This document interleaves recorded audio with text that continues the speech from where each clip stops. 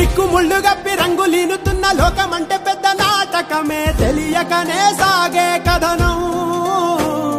నీవు పెట్టుకున్న నమ్మకాలు అన్ని పక్కదారి బట్టి పోతుంటే కంచికి నీ కదలే దూరం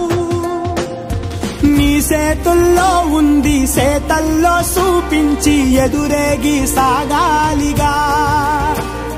రేపేటవులో తేలాలంటే నువ్వెదురు చూడాలి